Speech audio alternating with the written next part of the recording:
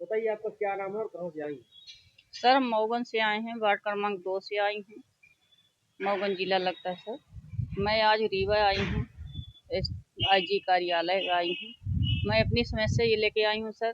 8 बजे मेरे घर में घुस के कुछ गुंडे या जो डकैत टाइप के हैं वो घुसे थे, तो मेरे कुर्सी टेबुल टीना खोल के सब ले गए। हम लोगों को मारने के लिए दौड़े, हम लोग अंदर घुस गए। बच्ची थी एक और मैं, 2 जन थी, तो मैं घुस गई अंदर। सर आए दिन ये रोज परेशान कराया जा रहा है। रिकॉर्ड कराने पर वहाँ कोई कार्रवाई नहीं होती है। बोलते हैं सर कि 1 तारीख के बाद हम कार्रवाई इन लोगों के करेंगे, अभी जांच चल रही है। तो जांच के अभी तक बोले कि सर आप कार्रवाई करिए। वो परेशान रोज कर रहे हैं, आए दिन घुसते हैं अंदर।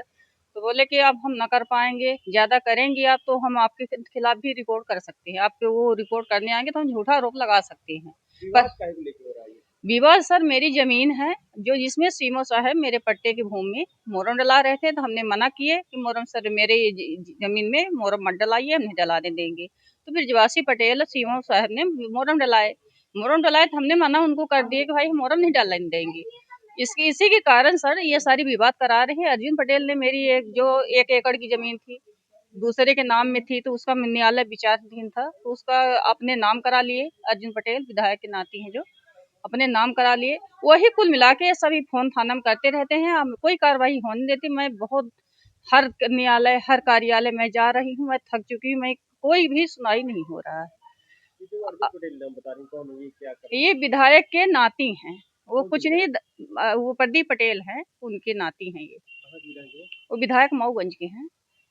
और सर ये इसकी जमीन के कारण मेरी परियोजना अधिकारी वो इसी जमीन में इन्वॉल्व है। मुझे इसी कारण नोटिस नहीं दिया गया, न मुझे जानकारी दी गई, और मुझे नौकरी से निकाल दिया गया। परियोजना अधिकारी का क्या है? निर्मला शर्मा है, वार्ड 12 की हैं, और वो वहीं की निवासी हैं। उन्होंने भी जमीन में हमारे इन्वॉल्व हैं। इसी के कारण मुझे बिन जानकारी, बिन आरोप लगा, कोई झूठा आरोप लगा के मुझे नौकरी से निकाल दिया गया।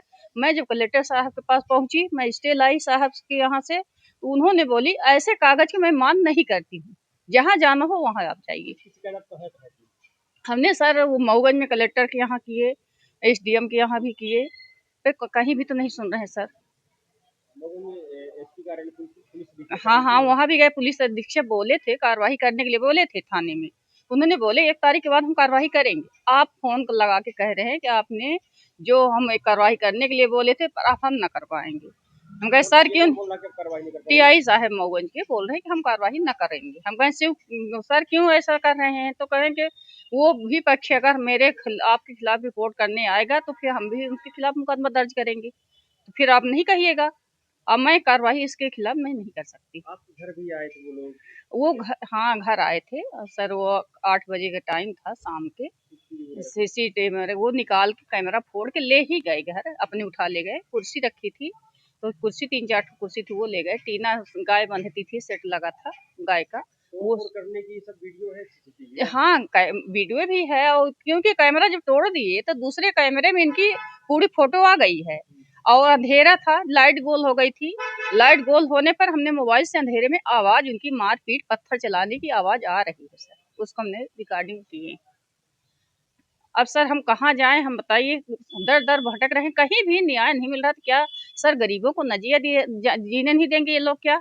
आज आप डीआईजी कार्यालय में आई थी, तो मिली होंगी तो क्या आश्वासन? वहाँ नहीं है सर, डीआईजी साहब नहीं है, इसलिए मैं अब रिटर्न लौट जाऊंगी। साहब नहीं मिल पा रहे हैं।